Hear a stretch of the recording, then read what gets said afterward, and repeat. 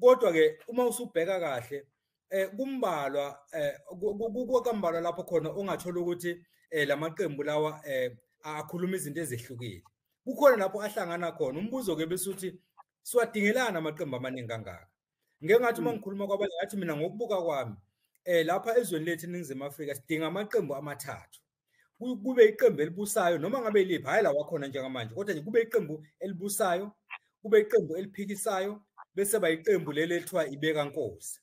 Uma ngaba njalo ngicabanga ukuthi la nalento yokuthi kugcine omasipala nezifundazwe nohulumeni kazwelonke kuba khona indaba okuthiwa kuzobusa ngokubambisana, ngeke izenzeke ngoba kunabantu abagcina nje belahla amavoti. Uthola ukuthi bavotelwe ngesibalo esithile kodwa leso sibalo asanele ukuthi bangaba nesihlalo esisodwa eParliament. Kuthi lawo mavoti lawo wafake nje emgqonyeni.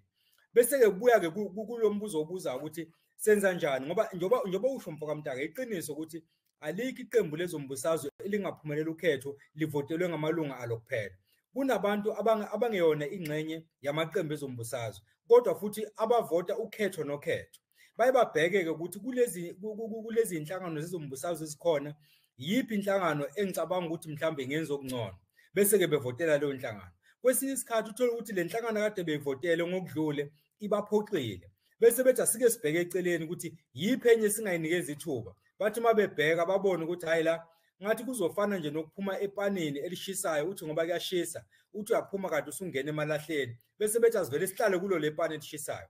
Lokho-ke ngikushiso ukuthi kunamaqembu ezombusazwe othola ukuthi azolokhu ephethe komasipala, azolokhu ephethe ey'fundazweni, azolokhu ephethe kuzwelonke, hhayi ngoba enza kahle kodwa ngoba lawa amanye aseceleni awakhombisi ukuthi uma engangena lapha angenza okwehlukile.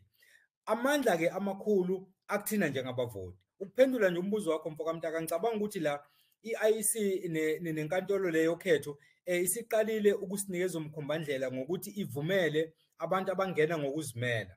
So-ke asike siqiniseni lapho-ke ukuthi labantu ongafanele ukuthi baze babe ingxenye yamaqembu ezombusazwe asike sikhuphule isibalo noma sikhethe abantu esazi kahle ukuthi bazokwazi ukwenza umsebenzi, kube ukuthi-ke phela nabo babuye basiphoxe.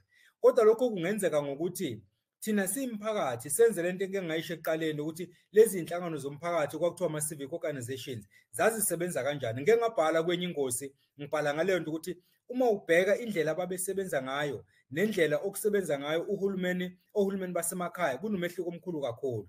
Ohulumeni basemakhaya manje bagxile ekutheni iqembu lami lifunane, hhayi ukuthi umphakathi ufunane.